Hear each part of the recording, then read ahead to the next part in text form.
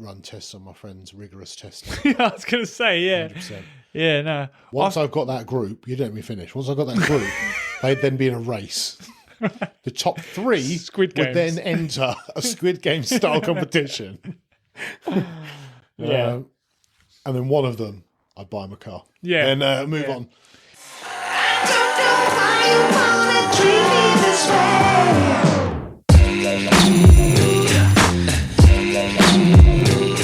Oh, it's the Happy Father's Day special.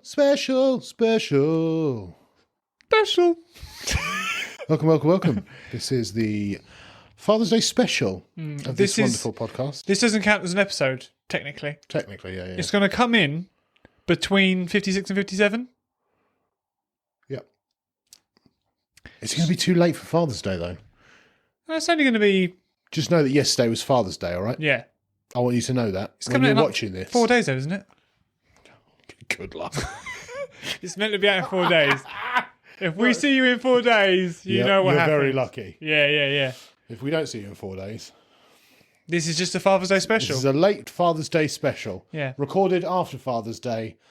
But yeah, we can, in good faith, leave you without a wondrous Father's Day gift. Yeah. Which is this podcast. Since we like to think we are the father of all bromances. We're the fathers of the year. Sorry, fathers of the bromances. That's what I meant. The bromantic core. The bromantic core are our children. That's it. We are the all fathers of the bromantic core. We're the birth givers. The what? The birth givers. We said birth givers. What's a giver? I think I did. Oh, yeah. I think I did. Ah, awkward. I want everybody to know that before we've done this, I'm on medication at the minute. That makes me a bit woozy. Like in his stars. So if there's any mishaps, just let it slide. I can feel You feeling woozy? my mouth isn't all there Can you? when I'm speaking, yeah. That's strange. I know, yeah, it's a bit annoying, I'm not going to lie. I'm excited. I feel like my mouth's trying to move faster than the words I can actually say.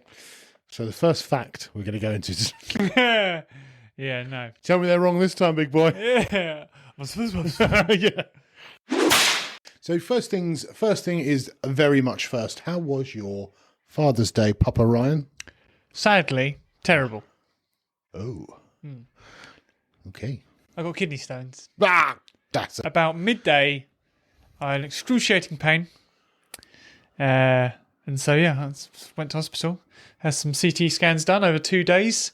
And a load of blood and urine tests and everything. And I've clogged the urethra with 4 or 5 or 6 or whatever kidney stones. Ouch. And yeah, it was... I've heard it's the worst, one of the worst pains you can feel as a man. I was vomiting from the pain. Oh, that's mental. It was...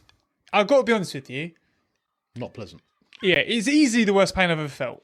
Easily. Really? Yeah, like there has been no pain I've ever had that comes close. So Like bad. I've probably been able to brush off every pain I've ever had. Yeah. That one, I could not. Vomiting out of Yes. pain.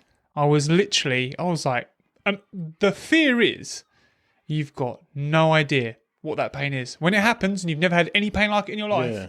and So suddenly... where does it hurt? In your... So if I put my along. hand like this over my kidney, front and back, this sort of area. Okay, so it's not in your pee-pee. No, because it's in your kidney. So it's kidney stone, isn't it? Yeah, but you said you were trying to... It was stuck in your urethra. Yeah, which is literally right at the top. It got stuck. Literally, these 4 or 5 tiny. They're only like 4 mil. They're tiny, but they all went down at the same time. Yeah, and they essentially got lodged, caused swelling in the urethra, and just gave me agony. I will say, the NHS, in terms of the staff being gloriously friendly and everything like that, I enjoyed my experience. However, the lack of communication between them and the amount of time it takes to do things was shocking. Really? Yeah, really bad. I know I messaged you a few times while you were...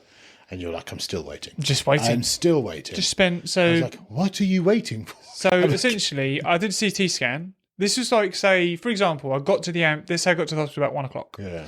in the afternoon. I didn't leave till 11:30. They did all of my tests really quickly, my CT scan, everything, about 4:30. I was probably done everything.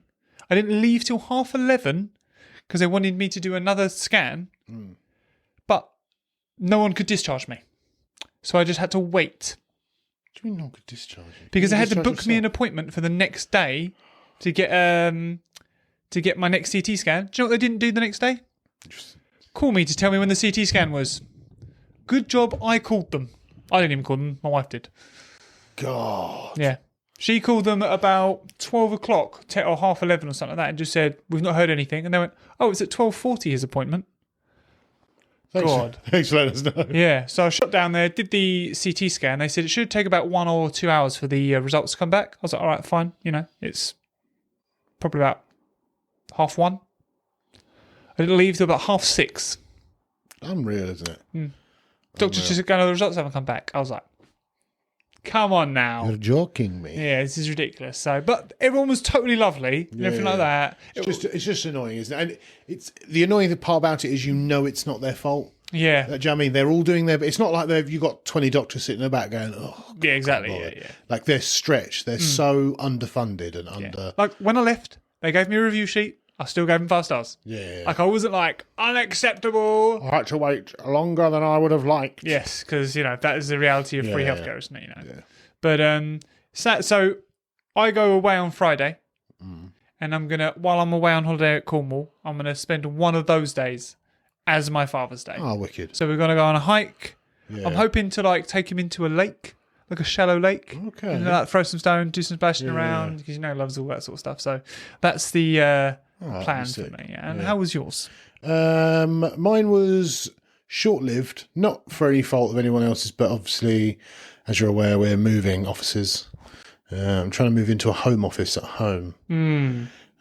So we've got very little time to do so in between me also trying to work. So a lot of the day was spent sorting stuff out for that and going through a few clothes and chucking bits out and trying to make space in the room that's going to be the office. But I had a nice morning, had a special breakfast, spent time with little man. Do you know what I mean? We did a few bits and pieces and it was just nice and chilled. We didn't do anything spectacular. And I have to say, the thing with Father's Day for me, the reason why I wasn't beat up that I didn't get to take him to the park or anything like that, I was taking him to the park all the time, same with you. I'm not one of those dads that doesn't. Father's Day doesn't mean, I've got to do something. Because I do something all the time. Yeah. So there's no heartbreak for me that I wasn't there type thing for Father's Day because.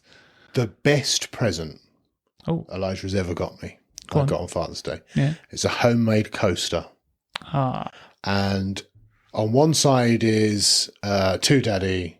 He's written to Daddy, love you from Elijah. And on the other side is a picture. And I was like, Elijah, what's this picture? And he's like, that's me and you on an adventure. And it's 2 trees, and it's me picking him up and him holding an adventure stick. No, that's nice. So it's a very personal. That's what we do when we go out. Do you know what I mean? Thingy. And I was just like, that's fucking amazing. That's top notch. It's a 5-year-old's drawing, so it's not in any. Yeah, but it's what it is what's that's important. What that was, and that he was like, it's not just that's me and you. He was like, this is us on an adventure, doing this, this is a tree, we're on an adventure, this is me holding the stick. But I had to drop the stick because you picked me up, blah, blah, blah. And I was like, that's the best. That's lovely. Best present. Yeah. I'm happy. I got Charizard socks to match Atlas's Charmander socks.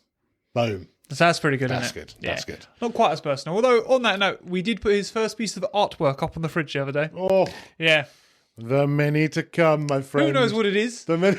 But it went on the fridge. But you're proud. Yeah. That's what matters. He got he got multiple pencils. Drew some circles. So we do, and I'm sure you will as well. When we do birthday cards and stuff to people, we get Elijah's own birthday card. Or now he can write, so it's not really a massive issue. But before, he would just scribble, and that's how we'd give the card to people. Yeah, nice. But that's lovely. Here you go. You've written your card. I'm like, it's lovely for you because you've got a child. Yeah. You don't have a child, you're like, why? Well, what I do with Atlas at the minute, because he's so little, I put him down and go, pick a card. And whatever card he walks up to and takes out, that's the card they're getting. So I do the same thing for presents. Yeah. So for Mother's Day, for the missus' birthday, for Christmas, I don't pick Elijah's presents for his mum. Yeah. I'll go, we're going out to get mum's presents, blah, blah, blah. I've done it ever since he was a kid. Do you know what I mean? And he picks really good ones. Like he's not a kid. You know what I mean? Since he was younger, like 3 years ago. Yeah. Since he could physically like pick stuff out. Yeah. I mean, mate, stuff she gets is hilarious. Yeah, I even shop on Amazon with him. I'm like, tell me what you want to get, mummy. He's like, a dino dress. Boom. Let's find a dino dress. No problem. Yeah. If that's what you want to get her, Yeah, that's what we're looking for. Yeah, that's sweet. I just like seeing people's faces when they open a card and it's got nothing to do with the celebration or whatever. And they're like, I'm like, Atlas picked it. Get well soon. People are looking at me like, well, shouldn't you change it? And I'm like, no. Not at all, man. This is what Atlas picked. That's what you're getting. Deal with it. Yeah. But yeah, so that was my Father's Day. It wasn't like as you say, like, no spectacular, amazing day, but it was nice to just spend time with the family. You know, we got a bit of takeout. I've been on a diet recently, so we had a little cheat day. And yeah, really good. Really good. So we're going to do, as everybody knows, a little Father's Day edition, but we've got some emails to read out. Yes. Before we get into the real shindiggereedly. So let me just... Our first email. And there's quite a lot of ground to cover on this one, I believe, but we can make this quite Father's Day-ish as well. Okay. So this says, hello, you sensational bastards. Yep, and I well hope done. you're... Yeah, that's it. Thank you for emailing. Yeah. Hope you're feeling better, Ryan. Thank you very much. I am feeling better, thank you. Advice needed in the style of a gossip magazine's agony aunt, please. Ooh. What do you do when you feel like you are losing who you are? Or you never really knew who you inevitably wanted to be in the first place? I'm hoping the answer is camping and weed, but I'm open to other ideas. You're my unwavering loyalty and devotion as always, Annika. I've heard that DMT can do that kind of stuff to you, help you realise who you are. So Yeah. that is an option. But and I'm not saying this just because it's a Father's Day special. Before I became a father, being a dad is not something I would have said that was me, was a bit of me. Do you know what I mean? It was never something I was always kind of I wasn't anti having children. As my missus well knows, but I wasn't kind of like, oh, we must have a baby. I was very, if it happens, it happens. I didn't expect to enjoy being a dad as much as I do. I didn't expect it to give my life as much purpose as it does. So I think before being a dad, I had very, very different priorities and what I wanted in life. And now, even as time goes on and he gets older, my priorities, I can feel my priorities massively changing. Yeah. Before him, I was all about let's make money, let's earn, let's get this. Do you know what I mean? Like that kind of attitude, and I still do have that in me to an extent. Like obviously, but for a completely different reason. Yeah. Like I want to get that money for him, for the family, it's no for longer her. the foreground. Yeah. I'm not doing it to hustle. Do you know what I mean? I'm doing it because my family needs to be provided for. Do you know what I mean? Yeah. I need to provide this for my family. This needs to happen, blah, blah, blah. And it's almost like my purpose becomes them. And I don't just mean him, it's her as well. Like the missus family. As well. The family is now my purpose. That is a successful family unit's what I want to achieve, essentially. Yeah. Do you know what I mean? As long as they're safe, they're provided for, they're protected, that's my new goal.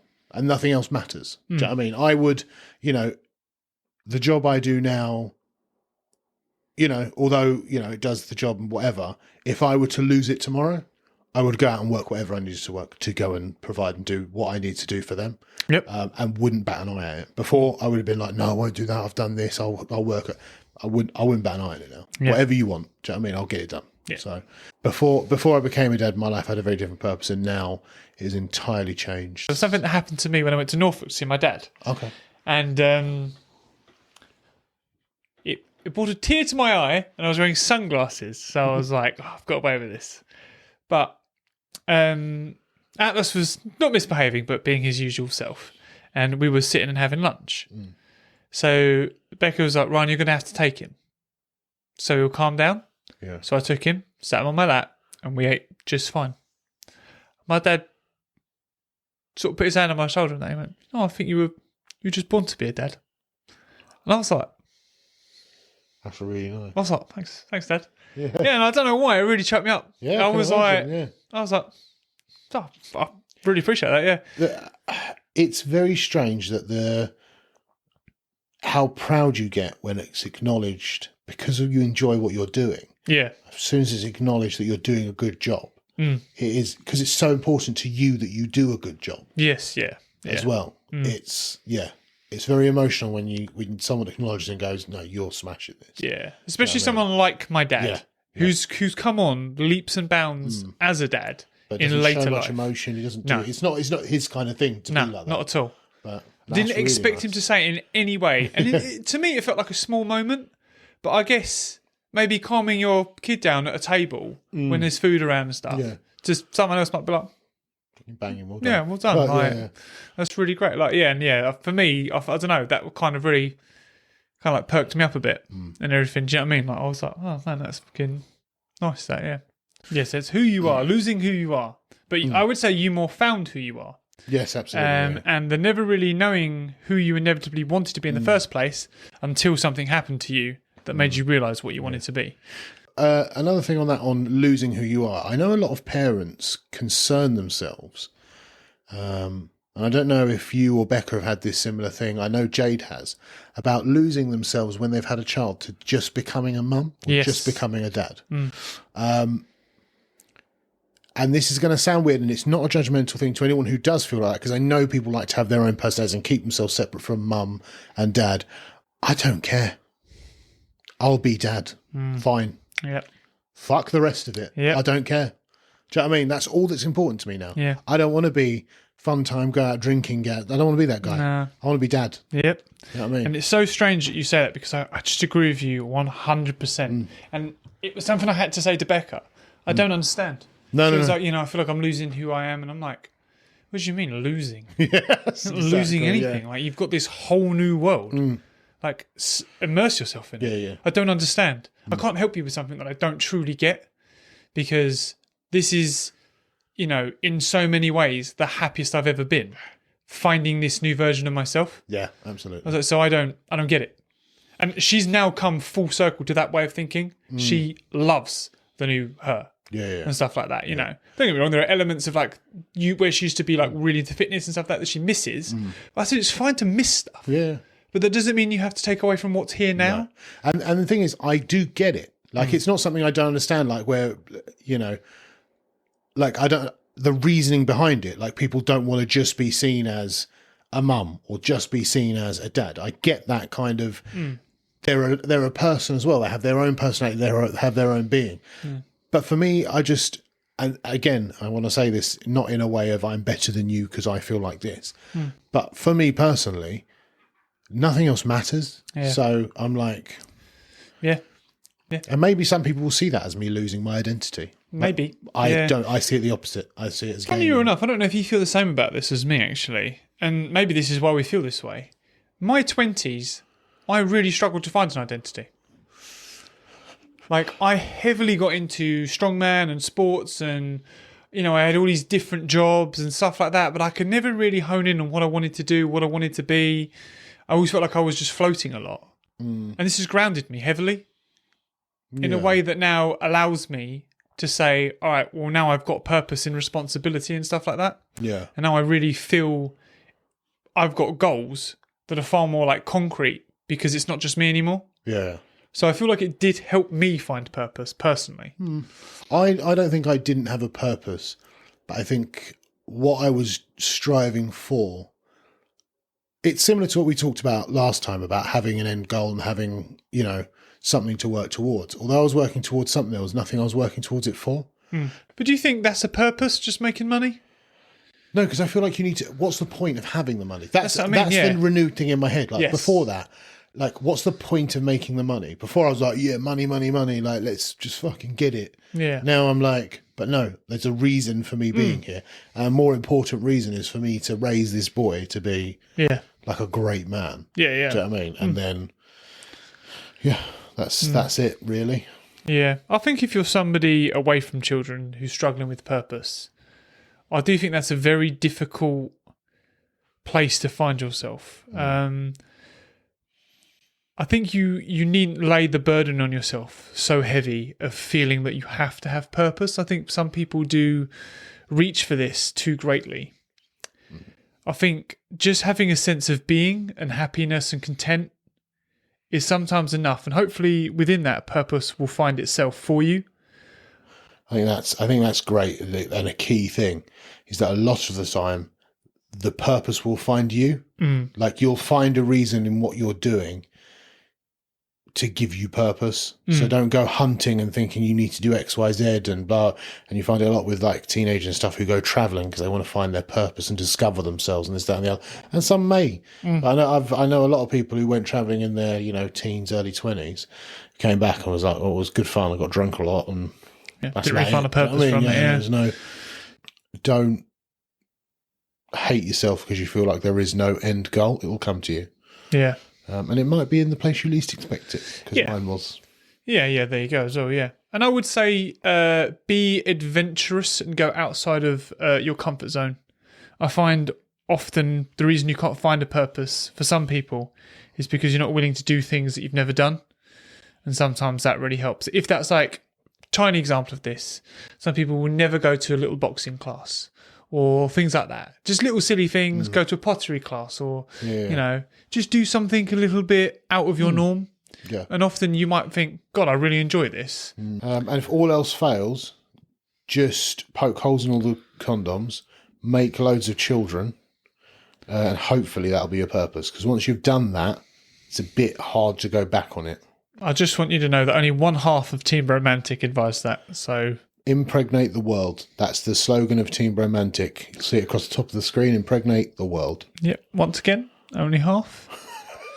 Anyway, I hope that helped. I don't really think we did much of an agony aunt type thing there for you. But I think we just. I think we just explained what we.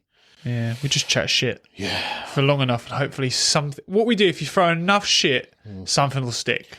Hopefully, in the 2 hours we've been talking about that, I can shorten that down to like 20 minutes of something good. So, and you'll go, yeah, it was all right. Right, on to our next email. Gentlemen, firstly, great to see you both together on the live tonight. Thank you. Appreciate you. So, question for you both. You win £1 million. Do you give some to close friends and family or keep it to yourselves? Personally, it is a life-changing amount of money, but once you've paid off your mortgages, debts, etc., it's not enough to quit your job. This is what I would do. Parents and wife's parents, they both are mortgage-free, so I'll buy them a new car and give them 15 grand, and they can do whatever they want. Kids, I'll put 20 grand into a high-rate savings account, and they can touch it for when they're 20. Sister, she still lives at home and is 48, so I'll sort her out a deposit for her own place. Brother and sister-in-laws pay their mortgage rent for 1 year. I wouldn't give them cash, but I'll pay it to their landlord or mortgage provider. That's interesting. Later's rich. Doesn't trust them with the cash. I mean, I know it would change a lot of people to have that amount of cash sitting. My thing, if I ever won the lottery, I think we've spoken about this before, is I would have a select group of people. I would ring round. I wouldn't tell anyone. I would ring round and I would ask if I could borrow X amount of money because I was in trouble. Do you know what I mean? Only enough that I knew they could afford or whatever. Do you know what I mean? I'm not going to be like, can I borrow 10 grand? They're like, I haven't got it. Well, fuck you don't get no longer. Yeah. Those who were happy to help and happy to be like, look, 100%, here, take it. Do you know what I mean? And then pay you back when you can. Cool. Then I'll decide what to do with you money-wise. Those who refused and gave a silly excuse or anything like that, I wouldn't give any money to. Yeah. Do you know what I mean? Those who are willing to help me in my time of need is when you like find out who you're close. Yeah. I think, because I like what you're doing there, but I feel like up until this point in my life, the people that are going to help me, I've already done it. I think I can just lay off of the things. It's only a select few, But I think monetarily is different. So, I've got I know people that would be there for me no matter what. But I don't know if I turned around and was like, can I have X amount of money, whether they would or not. Yeah. Do you know what I mean? Because people are different about money. People are very... I don't think money means everything. No, I'm not fussed about money. Yeah. It doesn't bother me. But that's why I feel like I'd rather have someone who would just, if I said, right, I need you for X, Y, and Z, would just be like, yeah, sure. But they might not give money. I think, well... But then be there for them like that. Yeah, but I've now got an abundance of money. Yeah. So I'm like, well, I might just give them some.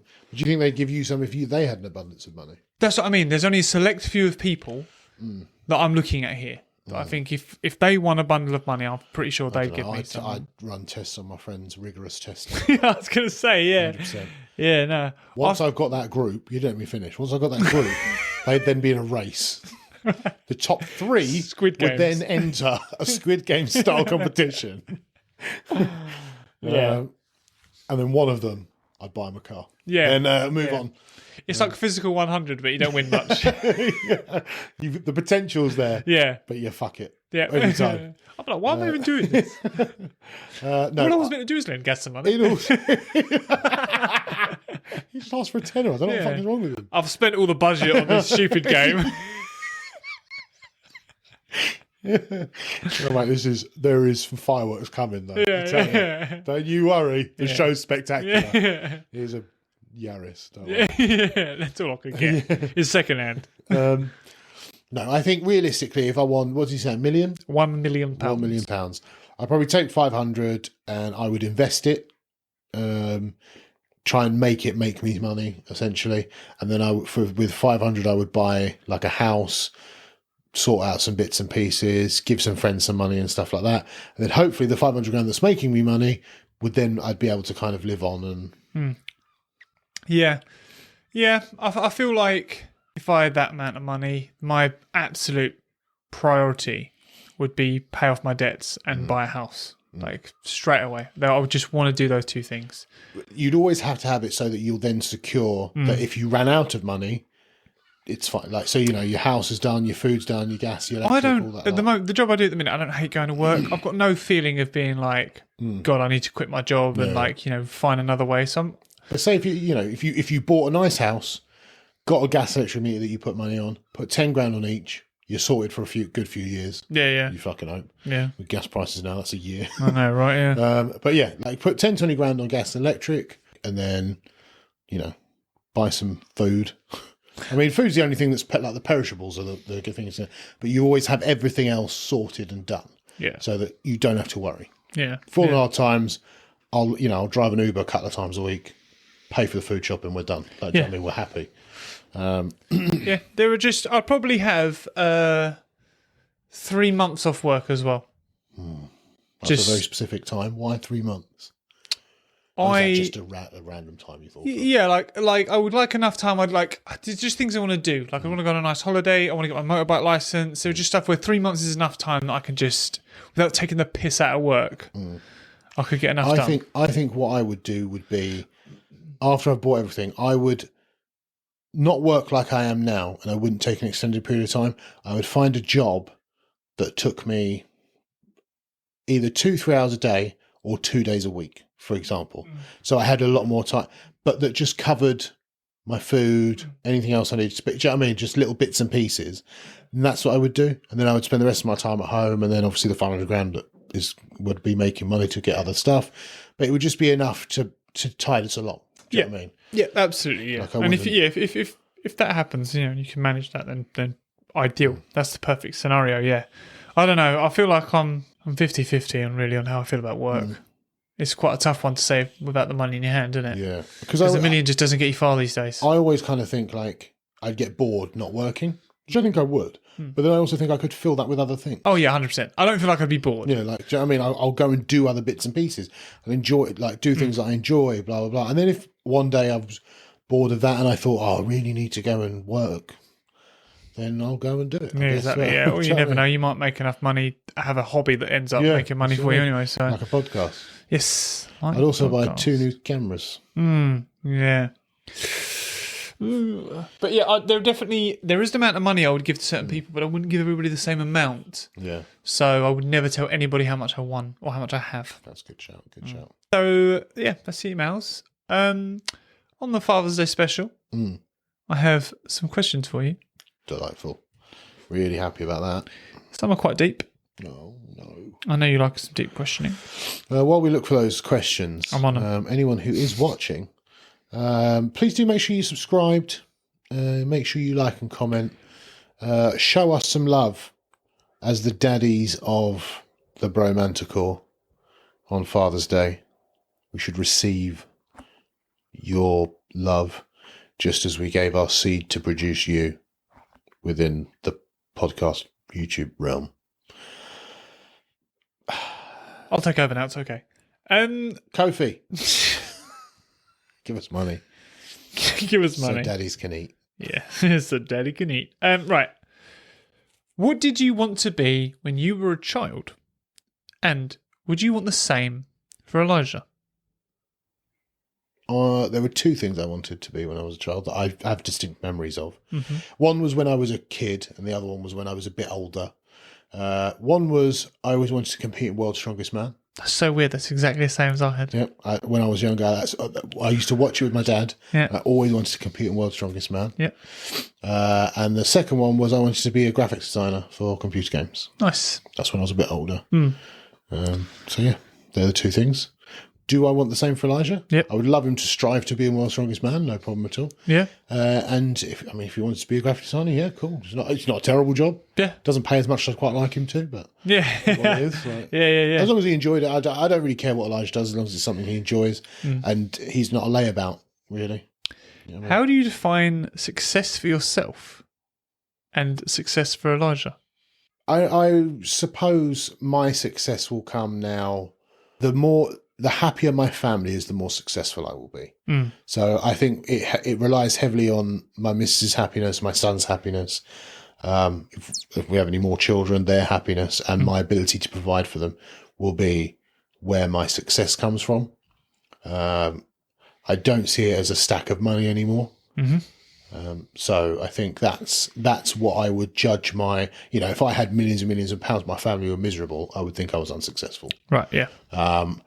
The other way around, if I had absolutely nothing, my family were happy as Larry, I probably wouldn't see myself as successful. Ooh, interesting. It's more than happiness. Interesting. No, it's not. Because if my family, I think my problem would be, if it was that situation, would be I wouldn't believe they were happy.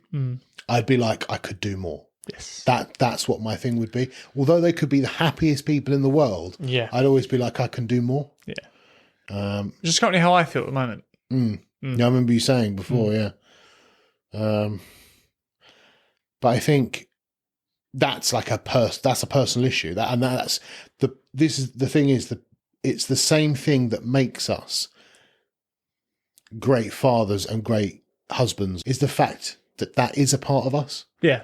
Is the fact that, we want to do more, not for ourselves, not because we want nice cars and this, that, and the other. It's for our families. And I think if that wasn't built into us, I think we wouldn't care about it the other way around either. You'd just be looking for a stack of money. Yeah. So I think in a way it's a good trait. It's a hard trait to have because you're always wanting to better the situation you're in for them. But if they're happy, what more do you want from them? If they're truly happy, then I suppose there's no magical meter that can go, here's their happiness scale. Yeah, no, right. So you can never believe it. Yeah. Just have to maybe get some therapy, sunshine. How about that? And how do you define success for Elijah? I would say my definition of success for Elijah and Elijah's definition of success for himself would be very different. I am very much encouraging Elijah to be a great man. So I think as long as his core beliefs and core values are correct and on point, I would say Elijah is a successful human being. I think that's where I want to be with him. In terms of like, I want his fitness to be on point. I want him to have a strong mind, be strong-headed, be kind, be a gentleman. Do you know what I mean? Like, his values. I want his values to be good. And I think that's what I would define as success for him. And then obviously whatever he would define success career-wise and stuff like that. Because I couldn't give a fuck what he does career-wise. Do you know what I mean? I don't care what he ends up doing, what he ends up being, whatever. As long as his core values and his beliefs and him as a person is someone that I would be proud of and going, that's my son. Do you know what I mean? Yeah. That's what I want. But I think one thing that we always forget, it's a success for myself as well, is like I just said, I want to say to Elijah that I'm proud of him to be my son. I want Elijah to turn around and say, I'm proud for me to be his father. Yeah. That I want him to have that in his head. I don't want him to be embarrassed of me. I don't want it, which is, one of the reasons that like I'm now dieting, I'm trying to lose weight and stuff like that. I've done it later than I would have liked, just because of work and stuff. But I don't want to be the fat dad. Right, Do you know what I mean? I don't want Elijah to get to an age where he's 10, 11 and we're going to sports day and I'm fucking toddling along, fucking, 160 kilos, like, hey, boy. Yeah, You know what I mean? I want him to be like, I want him to be the kid that turns around and goes, that's my dad. Yeah. Like, that guy there. See that massive fucking Viking looking hench motherfucker? That's my dad. Do you know what I mean? Yeah. Like, that's what I want. I don't want him to be embarrassed when I walk in the door or go to pick him up or do anything like that. So that there is also a success I see in myself. Yes, that makes perfect sense as well, yeah. What was the most important lesson you learned from your father? And so far, what is the most important lesson you've taught Elijah? I don't, as you know, I don't have a great recollection of my childhood, not for any horrific reason, just a bad memory. Yeah. But I always remember, like, I can't remember a time where I felt unloved by my dad. And I think that's quite key in the person I am now. That is honestly great. So, and I think I passed that on to Elijah. I never want him to feel like he's not loved and I'm not here for him. Yes. Which obviously I understand I'm very lucky to have had that as a kid. And I don't want Elijah to miss out on that. Amazing. Yeah. As a thing. The most important lesson I have taught Elijah is, and the one I continue to instill, is for him to be a great man. Yes. So we go over most days, some days we forget, but most days before bed, if he's not KO'd already, we go over the 4 things that it takes to be a great man and how he's been a great man today. Now, the 4 things are strong mind, strong muscles, strong and kind heart, and strong legs. He added in strong legs. Strong legs, yeah. He added in strong legs because, of course, you've got to have strong legs. Yeah. So, yeah, it started off as 3 things, which were strong muscles, stay physically fit, stay in shape, be able to protect, do you know what I mean, all that sort of stuff. Strong mind that kind of speaks for itself, and a strong and kind heart. And it's important for him to be kind as well as strong, to grow up to be a great man. Strong legs because, he needs to run fast and carry stuff, apparently. Makes perfect sense to me. So yeah, I think that's the most important thing that I go over with Elijah, and the most important lesson I want to impart on him is for him to grow up to be a great man. And those are the values that he needs to, or those are the things he needs to chase every day. And we've gone over stuff like, you can't do massive things to be a great man every day. Even simple things like using your manners. Do you know what I mean? Opening the door for someone, it shows a kind heart. Yeah. Saying thank you to mummy, giving her a cuddle because she looked sad. Do you know what I mean? Anything like that, little bits and pieces. Yeah. And we go over them in bedtime talks and stuff like that. And yeah, I think that's the most important thing that I teach Elijah and what I want to continue to develop with him. Yeah, perfect. Yeah. I think one thing I think people forget when thinking about lessons and like imparting of wisdom is it's not often one sentence. It can be years worth of lessons and learning. So yeah. So funny enough, a lesson that my dad taught me, which really helped me with my like ego, and when I was going through my teenage years and stuff like that, and I'd gone from like a very like camp soft child in primary school. And then I was coming into like more of like a manly stage, and I didn't really know where to go with it. And for some reason, it's one thing that's always stuck with me. My dad was like, if you're really the toughest guy in the room, Ryan, you wouldn't have to show it. That's banging. That's so good. It's stuck with me for, 20 years nearly now. Yeah. Yeah. I mean, it's fucking absolutely right. Yeah. I'm going to steal it, by the way. Yeah. When he's older, not now. Yeah. Right, you want to be the toughest man in the... Yeah. No, because I was obviously like, I was going through like anger problems a little bit and all these kind of, and he was, and I think he had to learn that lesson himself. I think that's why, because he had no guidance, and then he went for anger problems and all that, and I think one day it probably clicked with him, maybe a little bit too late. Yeah. And I just very remember him like so clearly as well, like him just being like, look, if you're really the toughest guy in the room, Ryan, you don't have to show it. Like, that's not what about being tough is. And I was like, and he's right, because every time I think about a tough guy, they're not out there flaunting it. No, not at all. And I think, and I think it's as you get older and like more experienced within being a tough guy. Yeah. you understand that. When Yeah, you walk you in the do. room, you don't have to be all like, oh, fuck you and your Yeah, you don't want to mess with me. Yeah, And yeah, I'm you're just thinking, like, all right. yeah, because there's such a. I think when I think of my dad, he did give me lots of little bits of wisdom and stuff like that.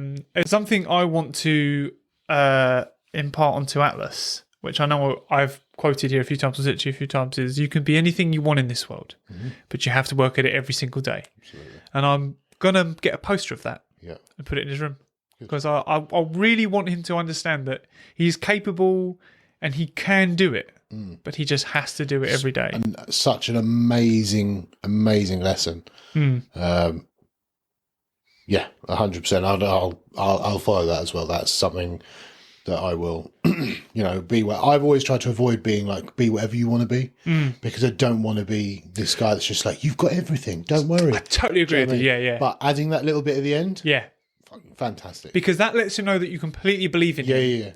But he has to do the work. And I think, that's such a good one. That's one of the things I heard, and I heard it fairly recently actually. And I'm like, I love that. Yeah, I really do love that. So, I would say that's that one for me.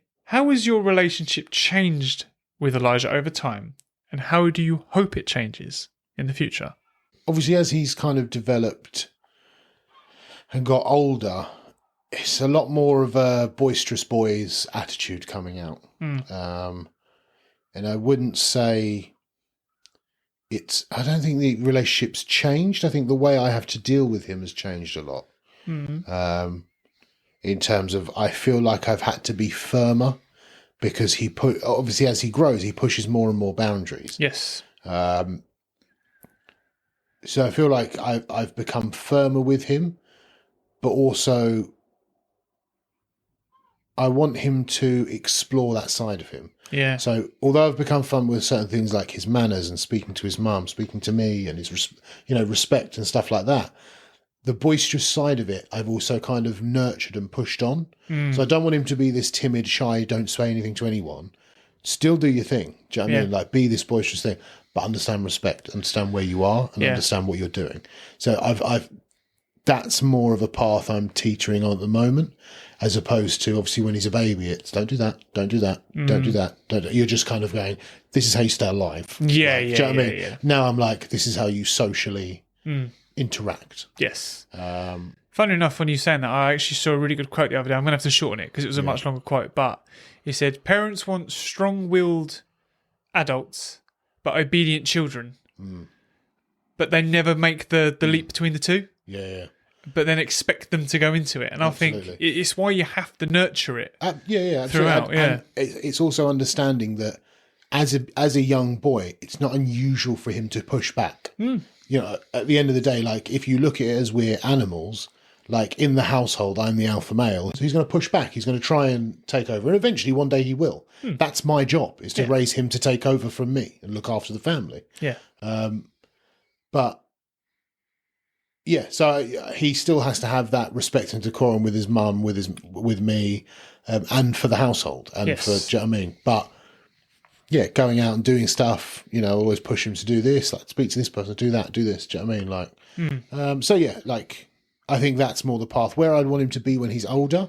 Funnily enough, like as he's grown up, I'm very much against being his friend, and I've always made it very clear to him that I'm not his friend. Okay. And that sounds harsh, so let me finish. No, please do. What I've always said, like, when he's like, oh, best friend, blah, blah, blah, blah, blah. Is I don't like you, actually.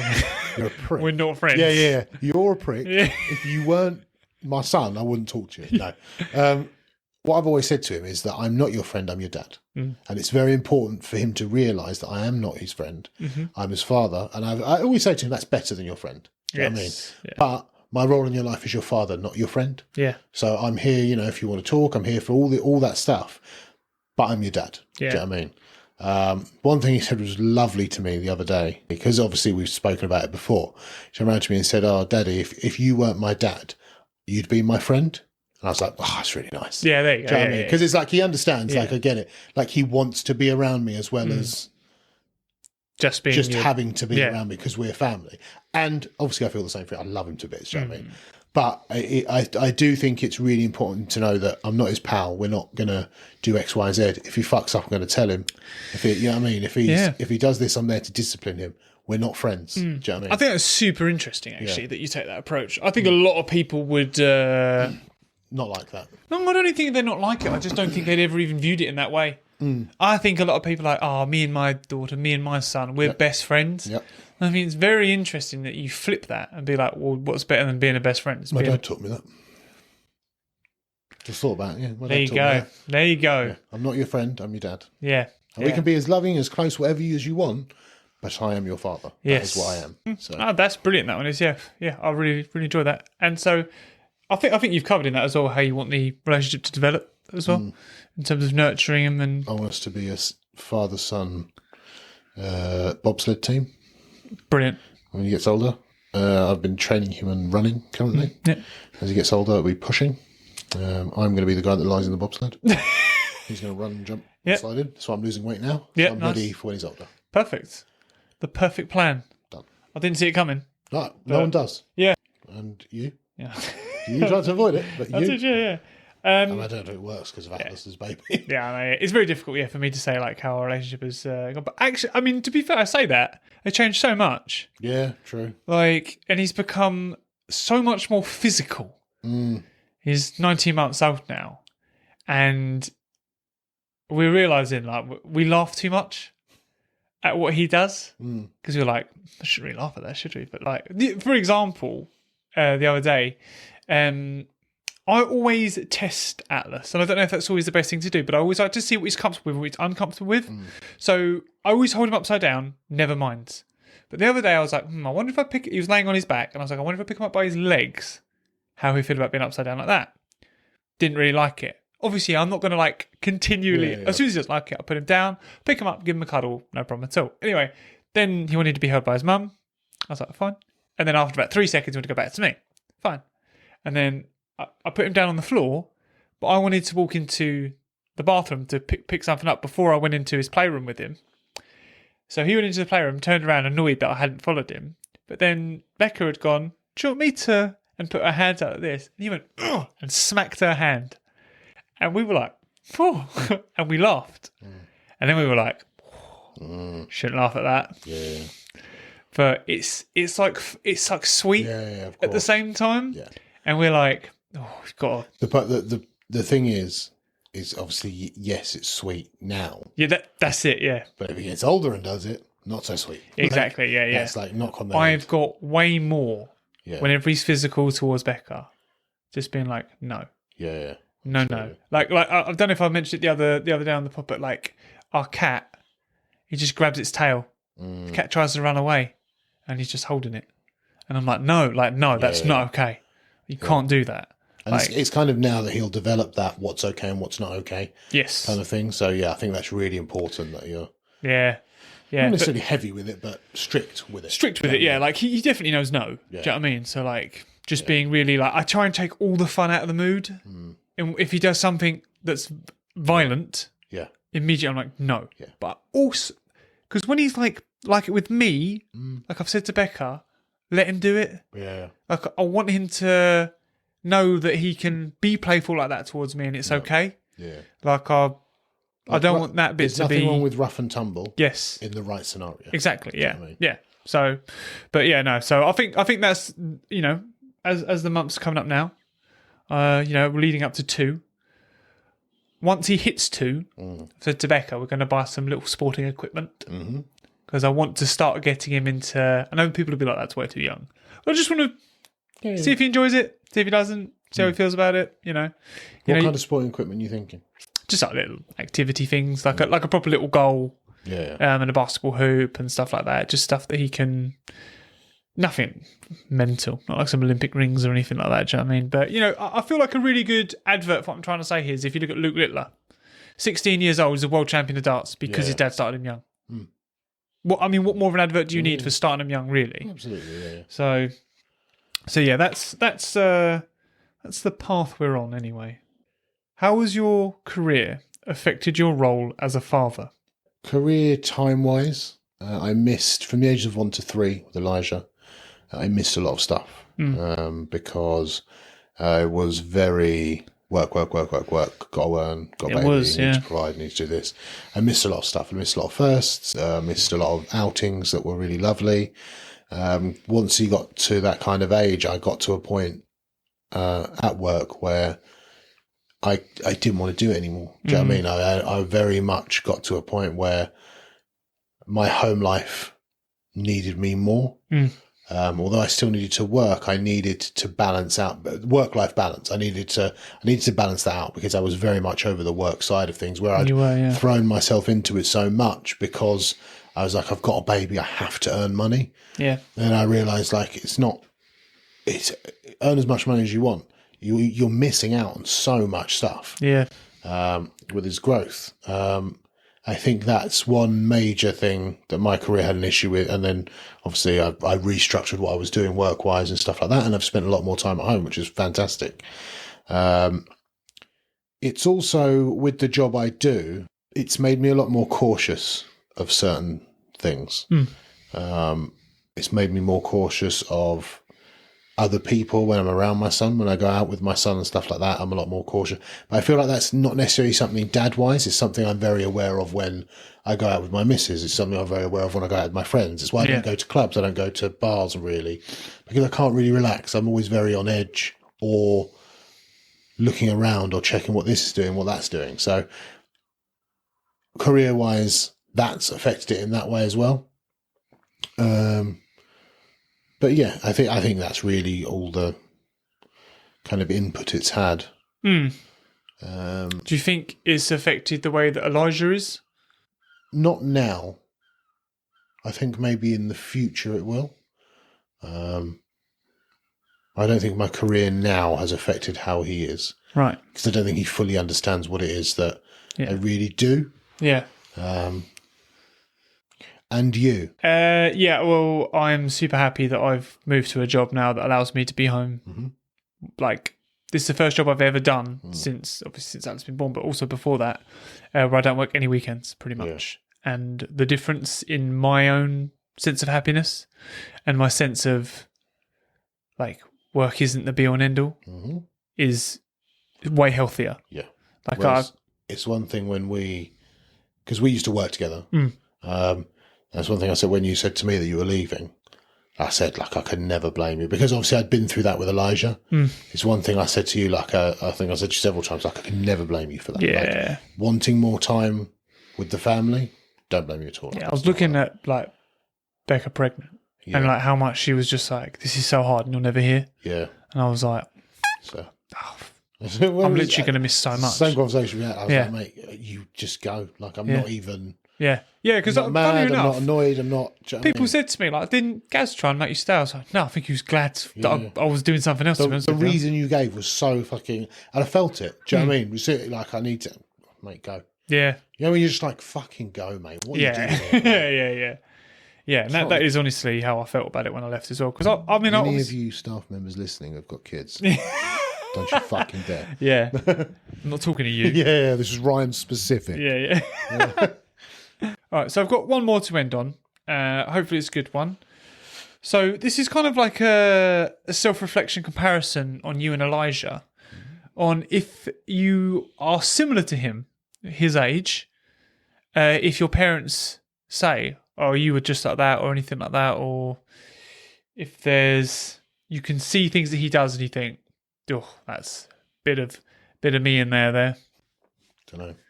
There's certain comparisons I can make of myself where I'm like, I cried a lot as a kid. He cries quite a lot, but then he's a kid, so like, but like in terms of like, oh, I used to do that when I was little. I don't know. No, nothing. That's fair. The only reason I know is because obviously my mum's around and she says that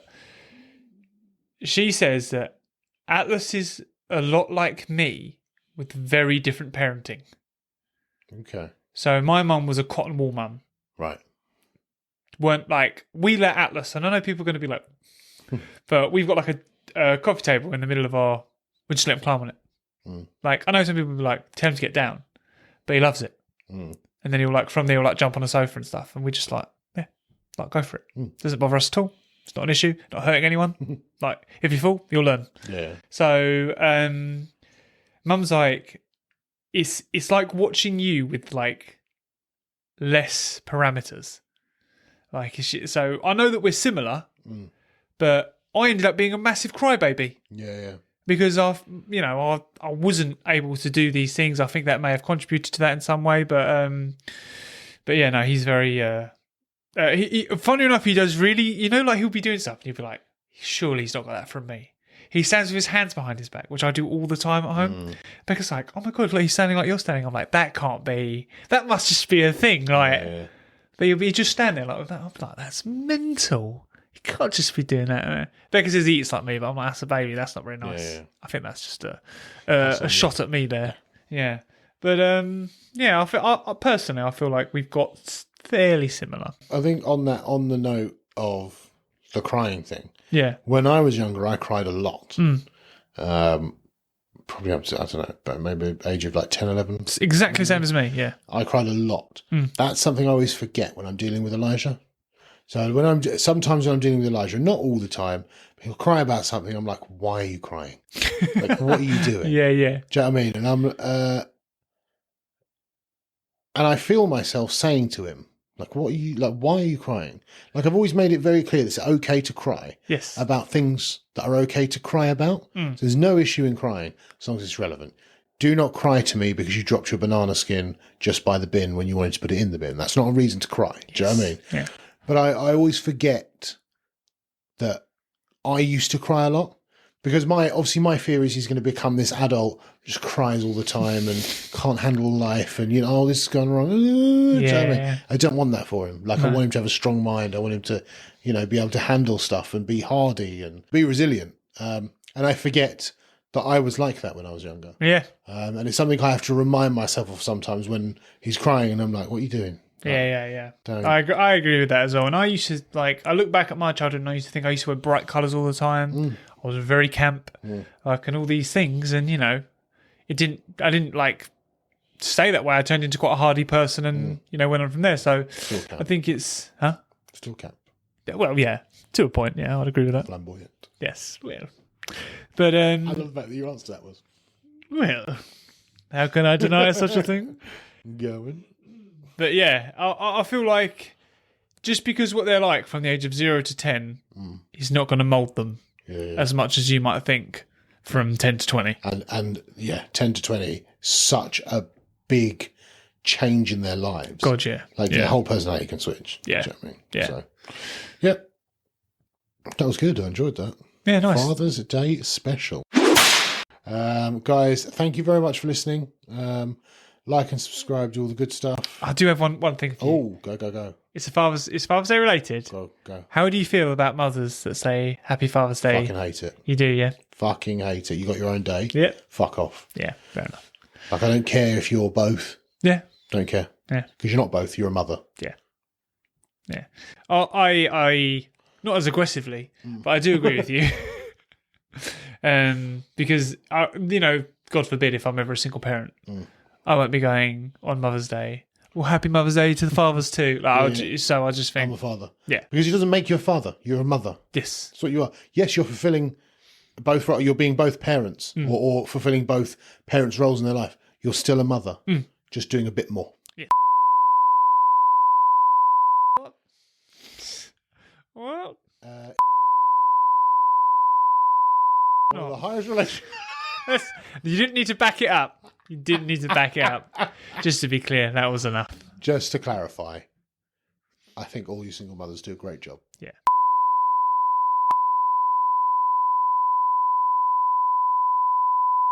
Yeah. God. That's a strong sentence. And on that bombshell...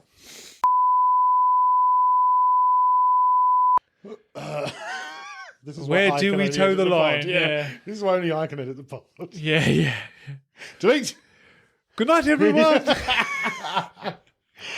Guys, we love you. Subscribe, Ko-fi, and like and comment.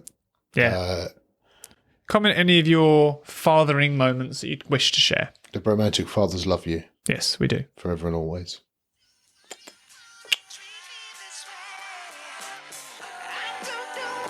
Fuck off. Just shut up.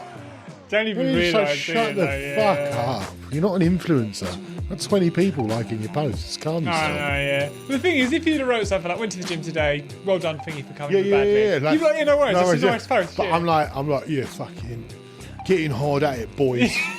Shut up. Shut you prick. 5 years' time, you're going to be fat as shit. Oh, God, that's so funny.